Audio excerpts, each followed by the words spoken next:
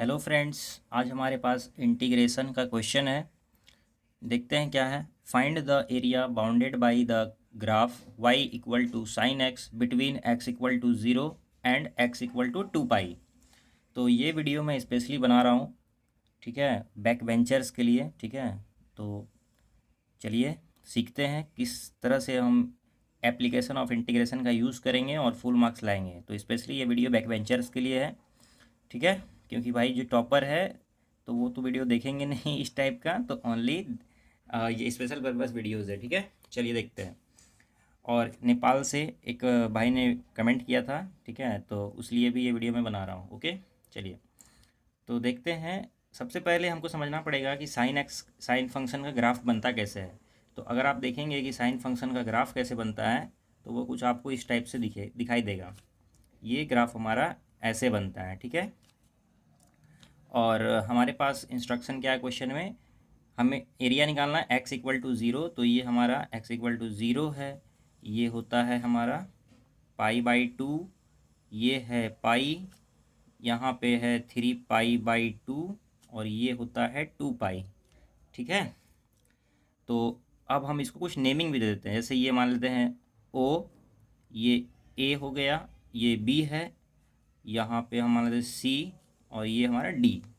तो हमें एरिया निकालने का जो नीड है वो इस वाले पार्ट का निकालना है और इस वाले साइडेड पार्ट का निकालना है। ठीक है, तो ये हमारा ग्राफ हमने समझ लिया है। अब एरिया कैसे निकालेंगे, इस वाले पार्ट का एरिया निकाल के और इस वाले पार्ट का एरिया निकाल के अगर हम दोनों को ऐड कर देंगे तो हमें निकल गया, जो क्वेश्चन में बोला है वो निकल जाएगा।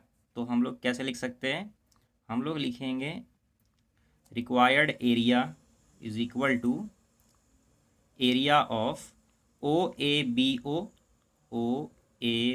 ओ plus area of B C D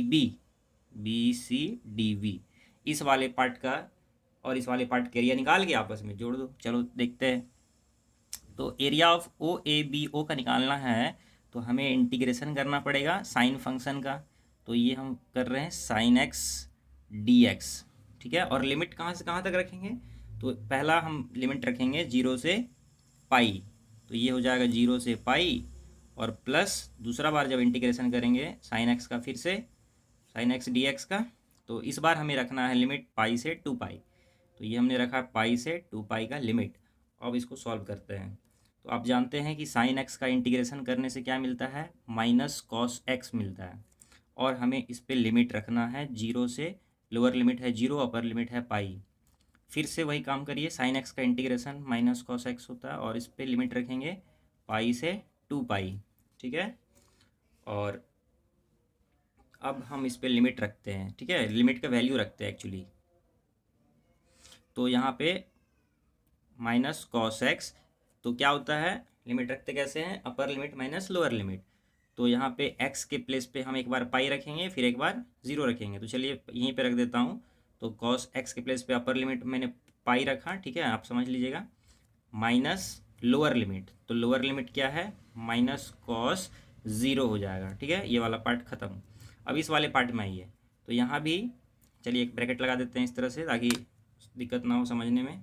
तो यहाँ पे ब्रैकेट लगा दिया क्योंकि हम इसका काम कर रहे हैं, ताकि दिक्कत ना हो। तो यहाँ भी माइनस कॉस, अपर लिमिट है 2 पाई, चलिए 2 पाई रखते हैं, माइनस लोअर लिमिट, तो माइनस कॉस, और लोअर लिमिट का वैल्यू है पाई। इसको सॉल्व करके आगे बढ़ते हैं। तो यहाँ पे देखिए कॉस पाई पे, कॉस जीरो पे कितना मिलता है, कॉस जीरो का वैल्यू 1 होता है। तो कॉस पाई पे कितना मिलेगा, माइनस वन, और यहाँ पे एक माइनस है तो ये +1 देगा। यहाँ देखिए ये minus minus plus, cos zero पे 1 मिलता है। ठीक है, इसका काम खत्म है। इसमें आते हैं, तो यहाँ देखिए कॉस टू पाई पे वही वैल्यू मिलेगा जो कॉस जीरो पे मिलता है 1, और ये हो गया -1, minus minus plus, cos pi पे वैल्यू मिलता है -1। इतना क्लियर है। तो ये हो गया 2 प्लस, यहाँ पे सॉल्व करेंगे तो क्या मिलेगा, -1 प्लस माइनस -1। ठीक है, तो कहने का मतलब है 2 प्लस, और यहाँ पे एक मिल रहा है हमें माइनस का 2। तो अब देखिए एरिया कभी भी नेगेटिव नहीं होता है, तो हम क्या करेंगे, मोड लगा देंगे। तो यहाँ पे हम इसका जब मोड लगा देंगे तो ये हो जाएगा 2 + 2, दैट इज 4 स्क्वायर यूनिट्स।